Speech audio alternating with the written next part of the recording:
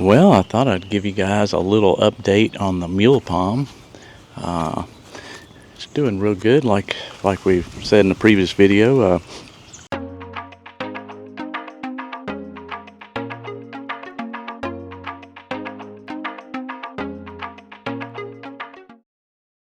We went through the coldest winter in 25 years, for those of you that don't know, and we're here in zone 7B now. So that's way out of the range for what a mule palm needs. Mule palm is really a 9A palm, and so in the winter, if temperatures get under approximately 20 degrees Fahrenheit, I go ahead and try to protect this palm.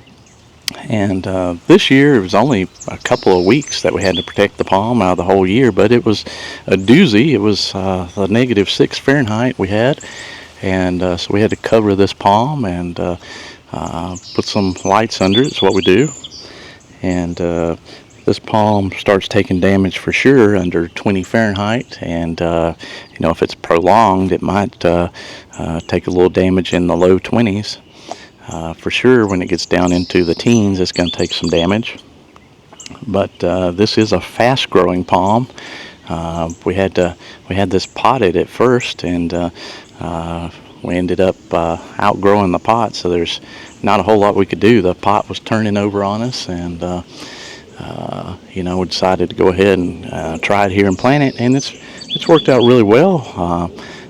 Some years we've had it wrapped and it's looked almost perfect, and as it's gotten bigger here, we had to cut off some of the fronds to be able to wrap it, because the fronds are really tough. They take a saw to cut these things now, and each frond, when it gets large now, is probably 9 or 10 feet long or so, and we have it growing out some fronds here, 3 new fronds at least, maybe 4 now. We have one going out this way, we have one toward the house, and we have another one coming straight toward me this direction. And so it's got 3, and of course another spear in the middle. That makes 4 be coming out.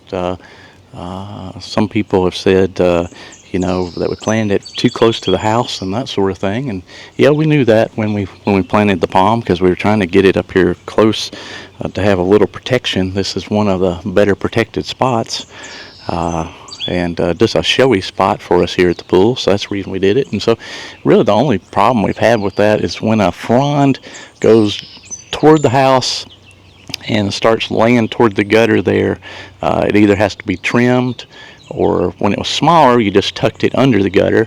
When it's taller now, as soon as it finally lays down onto the gutter, I'll have to cut that one frond. So that's about 1 frond out of 4 or 5 that have to be cut every now and then. But it only ends up being 1 or 2 per year that have to have something done with them.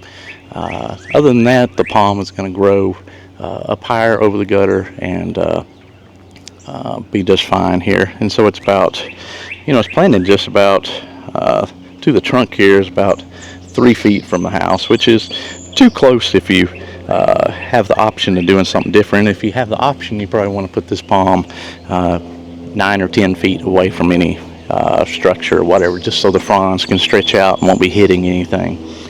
But as you can see, the trunk's getting pretty large on this thing now, and we're really happy with it. Eventually we're going to have to do something with it, but in the meantime, it's been years and years of enjoyment for us. And if you look back on our channel, you'll see we have a whole playlist of videos including this palm. And when one day that it comes that we have to do something with it, we're going to replace it with a waggy palm here, because the waggy palm's slow growing, and we don't think it'll go up over this gutter within take a lot of years. And even if it does, we can probably plant it here and it'll be far enough away from the gutter. The waggy's a little smaller palm.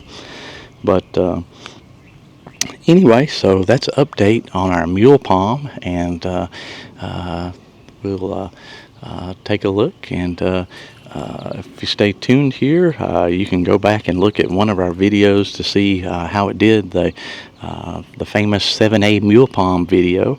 and we'll put it at the end here if you want to take a look and see how it's come up over the years. And but anyway, there's an update on our mule palm, and it's one of our popular palms everybody likes to see. And there's not many places to buy one of these. I get that question a lot right now. I think there's one guy that may still be selling them on Palm Talk, and every now and then you might find them on eBay or Etsy, but pretty hard, or you can find them locally if you're down in Atlanta or south of there. But you can buy them big, of course, in that area. If you buy a big one like this, it's going to cost quite a bit of money. But anyway, we'll see you later.